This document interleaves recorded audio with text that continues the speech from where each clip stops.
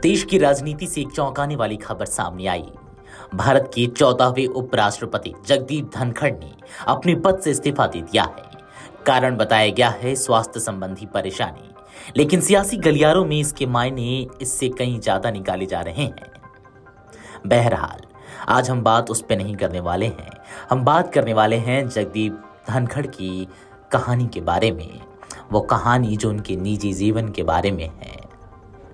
एक प्रख्यात वकील, पूर्व राज्यपाल और जमीन से उठकर देश के सबसे ऊंचे कॉन्स्टिट्यूशनल पदों में से एक तक पहुंचने वाले जगदीप धनखड़ की ये कहानी अपने आप में रोमांचित कर देने वाली है। हम आपको बताएंगे कि जगदीप धनखड़ की अब तक की पूरी राजनीतिक और निजी यात्रा, एक किसान परिवार के बेटे से लेकर संसद, मंत्रालय, राज्यपाल और फिर उपराष्ट्रपति तक का उनका सफर, और जानेंगे कि आखिर ऐसा अचानक क्या हुआ कि उन्होंने अपने पद से इस्तीफा दे दिया। 11 अगस्त 2022 में भारत के 14वें उपराष्ट्रपति बने जगदीप धनखड़ ने अपने पद से इस्तीफा दे दिया है। उन्होंने इसके पीछे स्वास्थ्य कारणों का हवाला दिया है। जगदीप धनखड़ एक प्रख्यात वकील और पश्चिम बंगाल के पूर्व राज्यपाल भी रह चुके हैं। बता दें कि धनखड़ को 6 अगस्त को उपराष्ट्रपति के रूप में चुना गया था। जगदीप धनखड़ ने विपक्ष की मार्गरेट अल्वा के खिलाफ जीत हासिल की थी। जगदीप धनखड़ ने अपनी राजनीति की शुरुआत जनता दल से की थी। 1989 में झुंझुनू से सांसद बने। पहली बार सांसद चुने जाने पर ही उन्हें बड़ा इनाम मिला। 1989 से 1991 तक वीपी सिंह और चंद्रशेखर की सरकार में उन्हें केंद्रीय मंत्री भी बनाया गया था।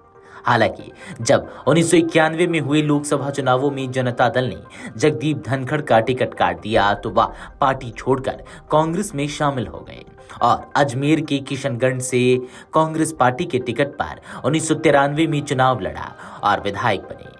2003 में उनका कांग्रेस से मोहभंग हुआ और वे कांग्रेस छोड़कर भाजपा में शामिल हो गए। तत्कालीन राष्ट्रपति रामनाथ कोविंद ने 30 जुलाई 2019 को जगदीप धनखड़ को पश्चिम बंगाल का 28वां राज्यपाल नियुक्त किया था, जिसके बाद से वे उपराष्ट्रपति पद के लिए चुने जाने तक उस पद पर बने रहे। जगदीप धनखड़ का जन्म 18 मई 1951 को राजस्थान के झुंझुनू जिले के किठाना में हुआ था। पिता का नाम गोकल चंद और मां का नाम केसरी देवी है। जगदीप अपने 4 भाई बहनों में दूसरे नंबर पर आते हैं। शुरुआती पढ़ाई गांव किठाना से ही सरकारी माध्यमिक विद्यालय से हुई। गांव से 5वीं तक की पढ़ाई के बाद उनका दाखिला गरधाना के सरकारी मिडिल स्कूल में हुआ। इसके बाद उन्होंने चित्तौड़गढ़ के सैनिक स्कूल में भी पढ़ाई की। 12वीं के बाद उन्होंने भौतिकी में स्नातक किया। इसके बाद राजस्थान विश्वविद्यालय से कानून की पढ़ाई पूरी की। 12वीं के बाद धनखड़ का चयन आईआईटी और फिर एनडीए के लिए भी हुआ था, लेकिन वो नहीं गए।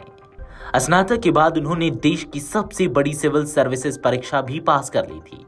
हालांकि आईएएस बनने की बजाय उन्होंने वकालत का पेशा चुना। उन्होंने अपनी वकालत की शुरुआत भी राजस्थान हाई कोर्ट से की थी। वे राजस्थान बार काउंसिल के चेयरमैन भी रह चुके थे। चलिए अब आपको जगदीप धनखड़ का कुछ व्यक्तिगत विवरण देते हैं। आपको बता दें कि जगदीप धनखड़ एक खेल प्रेमी भी हैं। वे राजस्थान ओलंपिक संघ और राजस्थान टेनिस संघ के अध्यक्ष भी रह चुके हैं। जगदीप धनखड़ को संगीत सुनना और यात्रा करने का शौक है। उन्होंने America, Canada, Britain, Italy, Switzerland, Germany, Australia, New Zealand, चीन, हांगकांग, सिंगापुर समेत कई देशों की यात्रा की है।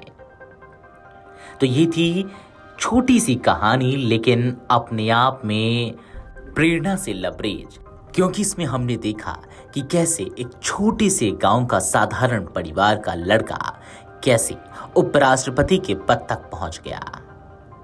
वीडियो डेस्क अमरउजाला.com। अगर आप ये वीडियो YouTube पर देख रहे हैं तो हमारे चैनल को सब्सक्राइब कर बेल आइकन दबाएं और Facebook पर देख रहे हैं तो हमारे पेज को लाइक करें।